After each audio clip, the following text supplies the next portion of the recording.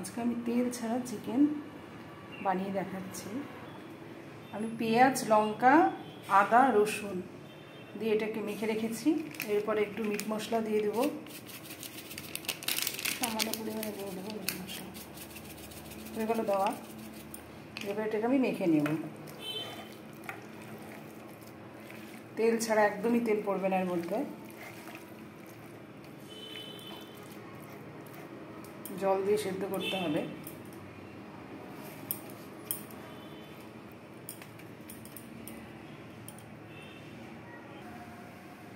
কড়াই একটু জিরে দিয়ে দেবো। দেখো একদম কিলো তেল দেইনি, জিরে দিলাম। একটু টমেটো দিয়ে দেবো, আর কিছুই দেবো না, যেহেতু মাংসে পেঁয়াজ, রসুন, আদা মেখে নিয়েছি।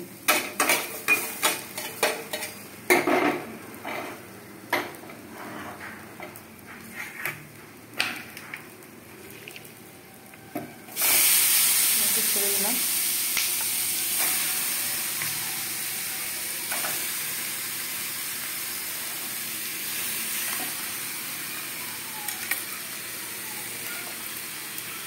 কিচ্ছু না, খালি জল দিয়ে জিনিসটাকে ঢেকে দিতে হবে, যেহেতু তেল নেই, কষানো যাবে না।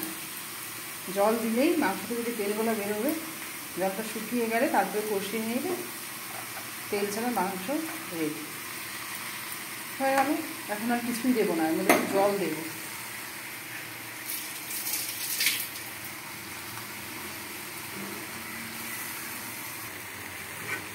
জল দিয়ে দিচ্ছি, ঠিক আছে, সেদ্ধ হোক। এবার ঢেকে দেবো।